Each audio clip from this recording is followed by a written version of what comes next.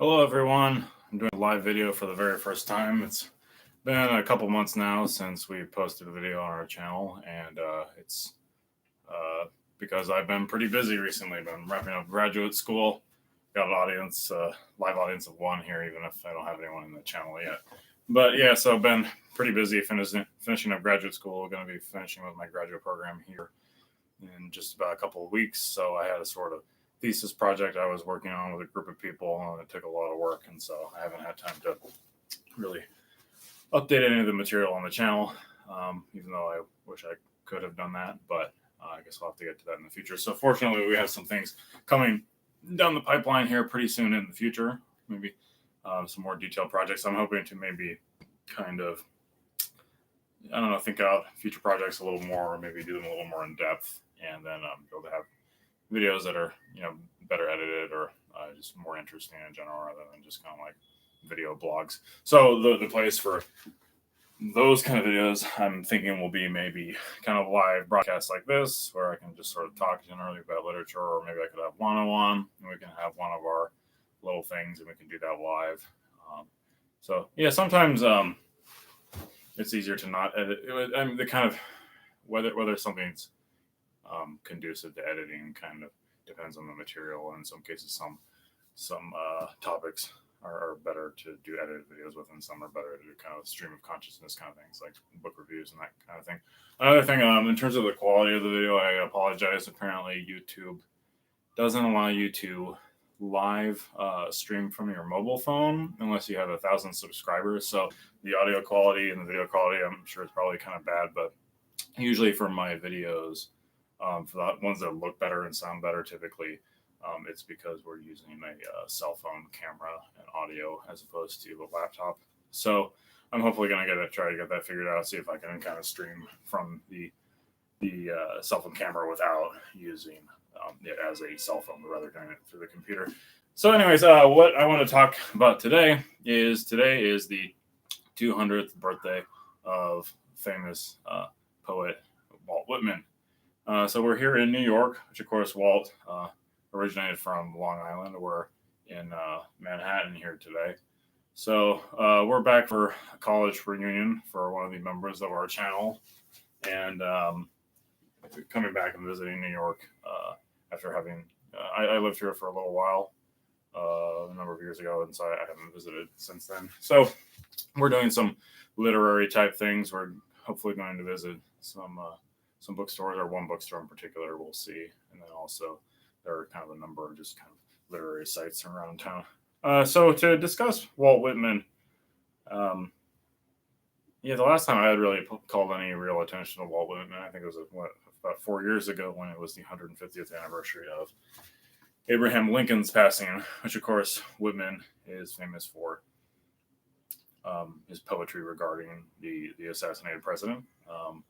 And so I think it was sort of interesting a few years ago when we had the sesquicentennial of Lincoln's death. Of course, now we have the 200th anniversary of Walt Whitman. So actually, at my school, where I'm in grad school right now, they've done a series of different events regarding Walt Whitman. One of them was a sort of marathon of his poetry, where people, like different students and people in the university community, came together and read Walt's poems. I'm not sure how long it was because I couldn't attend that day, but it was sort of like billed as a kind of marathon session of Walt Whitman. So since I'm technically on the road, I was sort of limited in the books that I could bring, because I had to have them in luggage or in my kind of carry-on-ish bag.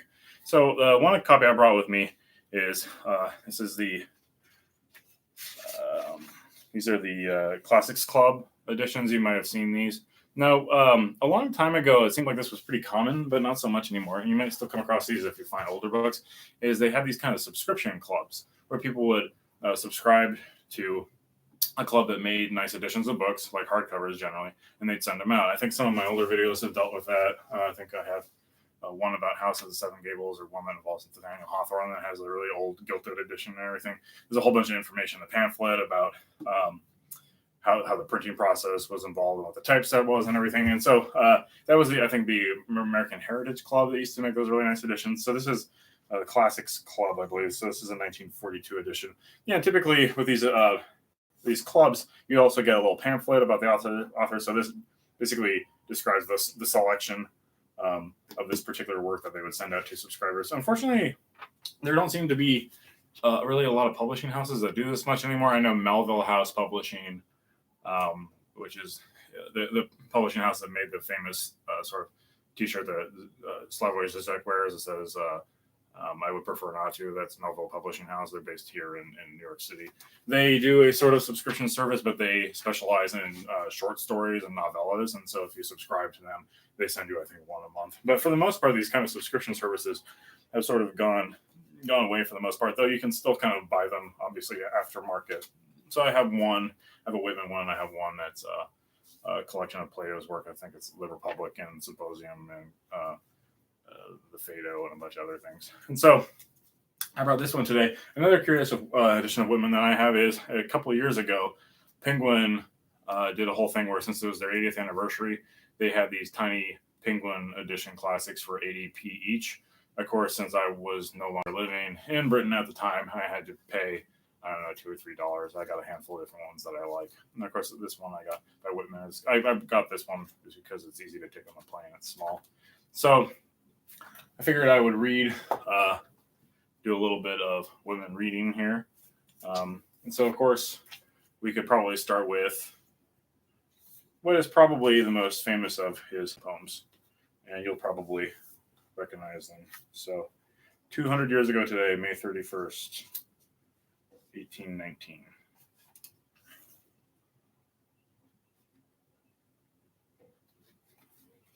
Yeah, unfortunately, even though this is a pretty big volume, it doesn't have what's one of my favorite poems by him, which is the one about animals, which I'm rather fond of. So I guess I'll have to get a full edition of Leaves of Grass and then do that. All right, so page 302. All right, so and then with my audience member here sitting over there, you've probably heard this one, but I like it anyway. It's not very long. It's called "O Captain, My Captain." O Captain, my Captain, our fearful trip is done. The ship has weathered every rack. The prize we sought is won. The port is near, the bells I hear, the people all exulting, while follow eyes the steady keel, the vessel grim and daring. But, oh heart, heart, heart, when the bleeding drops of red, where on the deck my captain lies, fallen cold and dead. O Captain, my Captain, rise up and hear the bells. Rise up, for you the flag is flung, for you the bugle trills. For you, bouquets and ribbons, wreaths. For you, the shores a crowding. For you, they call, the swaying mass, their eager faces turning. Here, Captain, dear father, this arm beneath your head. It is some dream that on the deck you've fallen cold and dead. My captain does not answer. His lips are pale and still. My father does not feel my arm. He has no pulse nor will. The ship is anchored safe and sound, its voyage closed and done. From fearful trip, the victor ship comes in with object won. Exult, O shores, and ring, O bells, but I, with mournful tread, walk the deck, my captain lies, fallen cold and dead. So, of course, many of you are probably familiar with the fact that this poem is it's about Abraham Lincoln, after the death of Abraham Lincoln. But, of course, it employs some metaphor in the sense that President Lincoln was not literally a ship's captain. But, of course, it's still a rather poignant poem, and one that is, I think the sound of it is quite good, quite famous. I have some other, like I said, another one that's my favorite is not actually, I don't have it in print here, so I'd have to pull it up off the web, and that's kind of weird. So I was thinking of going and getting a full edition of Leaves of Grass here, maybe at the bookstore. But, yeah, I'd have to figure out about that, though, because, I mean, obviously Leaves of Grass was updated periodically throughout. I'm not talking to the viewers, I'm talking about the person over here. The book was updated like over the course of his life. So when somebody says Leaves of Grass, it could mean like an earlier edition, a later edition, because he kept adding stuff to it basically. So I just wanted to commemorate that a little bit. I haven't been paying too close attention to what the sort of literature blogosphere, whether they've been covering it a lot. I just had been notified about it because of the stuff that's been going on at school. So anyways, that said, I guess this is a live show. I can kind of just keep doing it as long as I want. Did you want to talk about anything? Want to talk about your book? I mean, I'm reading, aside from Whitman, I'm reading a number of things right now. We could do a kind of, you don't want to do a what we're reading video with me? You want to pull up a chair? I'm chillaxing. Oh, you're chillaxing? Yeah. So you don't want to tell them about you're reading 2 books right now, one nonfiction, one fiction, right? Yep. What are you reading? Do you want to get on the camera? You can sit on my lap. Or I have an extra chair here if you want. Pull up the chair. All right, pull up the chair. Why don't you bring your book? Actually, this is pretty interesting, right? You brought the nonfiction book with you? Yes. All right. Why don't you hop on here? I got my first guest. I think we only have like one person watching now, but basically this is going to go on the channel, so I'm assuming most people will watch it after it goes online. Did you bring your book? It's in the backpack. You want to take over here? We can have you host the show while I go over and grab my book. All right, hello. So I've been reading 2 books at the same time. Mostly I'm doing that because one of them is a library book and I've been traveling a lot and I don't like to bring library books when I travel. This is not a library book, so this is why I have it with me here. So this is Heart of the Sea, The Tragedy of the Whale Ship Essex by Nathaniel Philbrick. And this is interesting. This is nonfiction, but it's about this boat, a whale ship that goes from Nantucket to off on a journey to capture some whales, and they don't seem to really know what they're doing, and they run into a lot of problems along the way. And I think, this is a true story, so like this really happened. So it turns out bad in the end, but right now it's only a little bit bad. Like I'm about like a third of the way through. The other book I'm reading, I don't have it with me, but it's Milkman. It won a Man Booker Prize, which is what was initially interesting to me. The other thing that's kind of interesting, it's about it takes place like during like the Troubles in Northern Ireland, and so that's for me that's an interesting topic. And so it's a nonfiction book, but it talks about a true historical period of time from a and it's written in a first person perspective. So that's interesting to read as well. Yeah, what are you reading? Oh, well, a couple of things, I guess. Well, the other thing too is, did you mention this is actually? So the story of the whale ship Essex, I think, is partially it's partially the inspiration for the book Moby Dick. At least that's what I believe. So this book is by Nathaniel Philbrick, who's a semi-prominent, I guess he's mostly nonfiction author. I read a book by him called Why Read Moby Dick, and I read it after reading Moby Dick. So I'm pretty sure that, obviously a lot of Melville had his own experiences being on a ship, but I believe that part of the inspiration, the whole idea of the murderous whale, I think part of it came from the Essex, because it was an actual thing where ships were attacked by whales occasionally, I think, yeah. So that's not complete nonsense. That I meant to read that. I bought that for $1 at a kind of thrift store, but I haven't quite gotten around to reading it because I'm reading Ernest Hemingway's For Whom the Bell Tolls, which I think is really good so far. I actually I like Hemingway's sort of clip style of writing. I know that annoys some people, namely it annoyed William Faulkner, I think, as the story goes, but I actually like it. So it's been pretty good for me. I don't know. It seems a little similar to Farewell to Arms, but not completely similar, because obviously the story arcs are a little bit different, but it seems like the main character could kind of be the same person. But there's probably a reason for that. It's because it's probably based on Hemingway's actual experiences in Spain. So that makes perfect sense. I didn't bring it with me, but there's actually another book I recommend that I read recently. I got it from the library. It's a book called Hiking with Nietzsche. It's by this guy named John Kegg, who is a philosophy professor at University of Massachusetts Lowell, and he wrote a whole book about hiking in the Swiss Alps. It's all about Nietzsche, and so that book, I think he just did a piece for the New York Times about his book, and so he's a kind of well-known author. He had done another earlier book on sort of American philosophy that got a lot of play with was it the Ira Glass show, This American Life? Yeah, and so that had helped him get to prominence. Actually, another weird book. Did you take a look at this? This was in our hotel room. Oh yeah, I was wondering if that was yours, if that was something. No, it's just fine. It's a book called Double Play, and it belongs to the hotel library, and it's about Jackie Robinson's bodyguard. Okay. Or something. Yeah, it's supposed to be kind of based on a true story. So I don't think I'll have time to check that out. The author of that kind of looks like your dad. Yeah, a little bit. I mean, he's a little fatter than my dad. But yeah, I don't look like that. So, Ebbets Field. Let's see, what else do we got? I think is that kind of. I mean, I could do.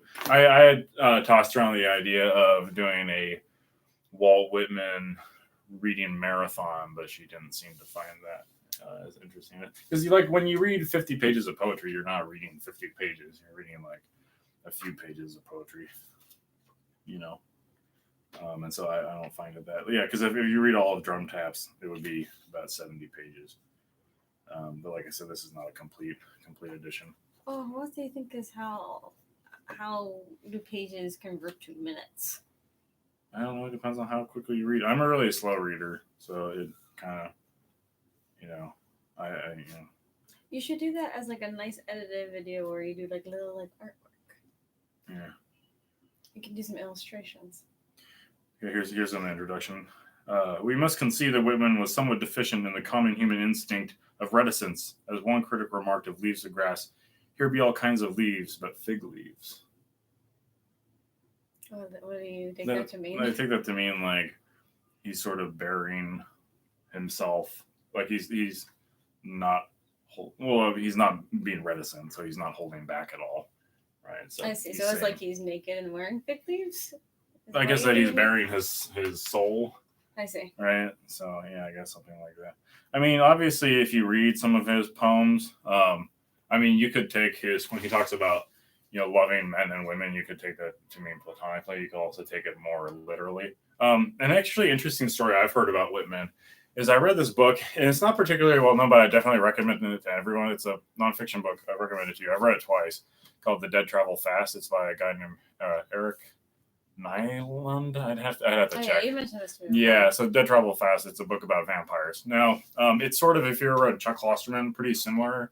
Like the kind of feel of the book is kind of like a Chuck Klosterman book. In fact, I think one of the people who praised the book on the back cover or whatever was, or the whatever you call the back, the kind of dust cover, the back of the desk cover was Chuck Klosterman. Now, the premise of The Dead Travel Fast as a nonfiction book is twofold. First, examining the origins of the vampire myth, where that came from, whether it's based on any kind of reality or history.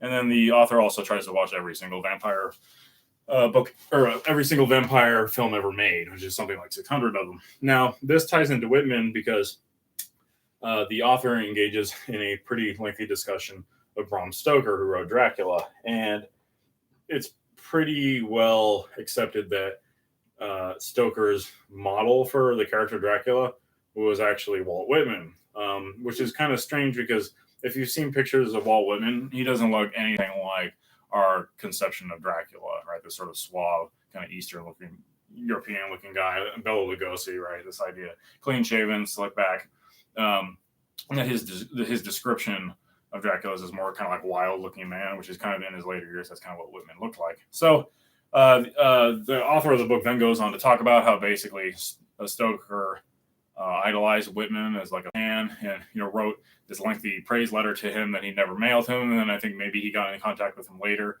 And so it was there's this kind of interesting narrative because there are theories about what Bram Stoker's sexuality was. Now, he had a wife, but the author of the vampire book kind of looks into certain fiction of his that sort of has kind of, I wouldn't say necessarily like maybe like not quite homoerotic themes, or maybe like slightly misogynistic themes, or even like in the if you read Dracula, where Jonathan Harker is being sort of molested by Dracula's 3 wives, and then Dracula bursts in and says, get away from that man, he belongs to me. This sort of like kind of undertones of like homoeroticism.